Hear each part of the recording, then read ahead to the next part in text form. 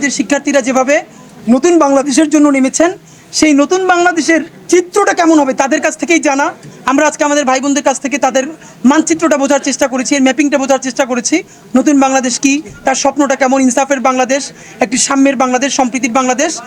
এরপরে সেই নতুন বাংলাদেশ বিনির্মাণে এখানে কোন কোন প্রশ্ন এখন আমাদের মীমাংসা হয় নাই। আমাদের আজাদির 47কে বলা হচ্ছে এখনও দেশভাগ।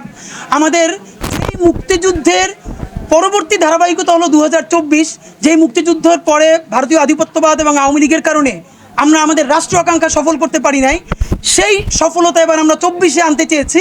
এখন সেই 24 আর 71কে মুখোমুখি দাঁড় করানো হয়েছে।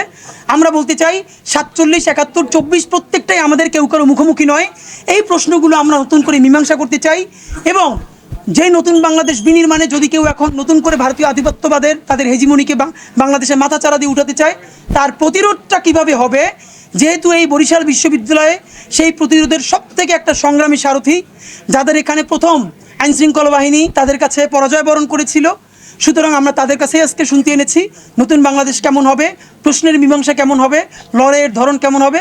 আমরা তাদেরকে বলেছি যে আমরা সকল বিশ্ববিদ্যালয়ে আবার নতুন করে কথা বলবো, কথা শুনবো এবং আমরা ভারতীয় আধিপত্যবাদের বিরুদ্ধে নতুন বাংলাদেশের জন্য আবার সবাই নতুন করে নামবো ইনশাআল্লাহ।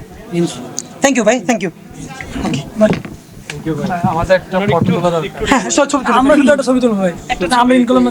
আচ্ছা স্যার বসুক, স্যার বসুক, আপনি বসুক ভাই। একটু যারা এইটা কার্ড ইনকিলাব মঞ্চের যে কজন আছে আগে একটু ওদেরকে প্লিজ জায়গা দেই। ওকে ওকে, আচ্ছা সবাই দাঁড়াক, সব শোনো, সবাই দাঁড়াক। আবার ইনকিলাব মঞ্চ শেষ থেকেও তুইলো, শেষেও তুইলো, সবাই দাঁড়াক।